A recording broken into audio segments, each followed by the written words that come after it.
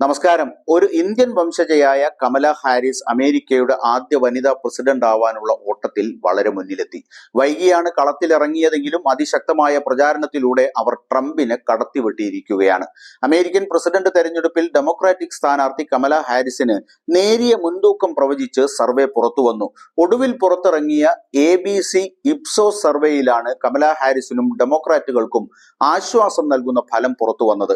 മുതിർന്നവർക്കും രജിസ്റ്റർ ചെയ്ത വോട്ടർമാർക്കുമിടയിൽ കമല ഹാരിസിന് 46% മുതൽ 50% വരെ പിന്തുണ ഉണ്ടെന്നാണ് സർവേ പറയുന്നത്.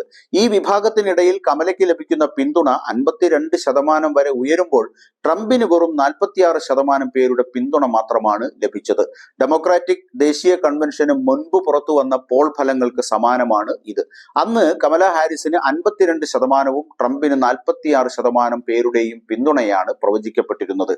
പല കണക്കുകളും സമാനമാണെങ്കിലും കമല ഹാരിസിന് സ്ത്രീകൾക്കിടയിലുള്ള പിന്തുണ വർദ്ധിച്ചുവെന്നാണ് സർവേ ചൂണ്ടിക്കാട്ടുന്നത്. കൺവെൻഷന് മുമ്പ് ഉണ്ടായിരുന്ന 6 പോയിന്റിൽ നിന്ന് 13 പോയിന്റായി ഉയർത്താൻ കമലയ്ക്ക് കഴിഞ്ഞു. ക്യാമ്പയിനിങ്ങിലും മികച്ച റേറ്റിംഗ് ആണ് കമല ഹാരിസിന് ലഭിച്ചത്. 56% പേരും കമലയുടെ പ്രകടനം മികച്ചതാണെന്ന അഭിപ്രായമാണ് പങ്കിട്ടത്. അതേസമയം ട്രംപിനെ പിന്തുണച്ചത് 41% പേരായിരുന്നു. പ്രധാന സംസ്ഥാനങ്ങളിലെല്ലാം തന്നെ ബൈഡന്റെ പ്രകടനത്തെ മറികടക്കാനും ഹാരിസിന് സാധിച്ചു. അതേസമയം നിർണായകമായ ചില വിഷയങ്ങളിൽ കമല ഹാരിസിനേക്കാൾ സർവേയിൽ നേട്ടം കൊയ്യാൻ ട്രംപിന് സാധിച്ചിട്ടുണ്ട്. സമ്പദ് വ്യവസ്ഥ, പണപ്പെരുപ്പം തുടങ്ങിയ പ്രധാന വിഷയങ്ങളിൽ ട്രംപിനാണ് മുൻതൂക്കം ലഭിച്ചത്. ഓരോ വിഭാഗത്തിലും 8 പോയിന്റുകൾ വീതം ലീഡ് ചെയ്യാൻ ട്രംപിന് കഴിഞ്ഞു. US മെക്സിക്കോ അതിർത്തി കൈകാര്യം ചെയ്യുന്നതിലും കമലയേക്കാൾ 9 പോയിന്റ് ലീഡ് ട്രംപിനുണ്ട്. എന്നിരുന്നാലും അമേരിക്കൻ ജനാധിപത്യത്തെയും സുപ്രീം കോടതി നിയമങ്ങളെയും സംരക്ഷിക്കുന്നതിൽ അമേരിക്കക്കാർ കൂടുതൽ വിശ്വസിക്കുന്നത് കമല ഹാരിസിനെയാണെന്നാണ് സർവേ പറയുന്നത്.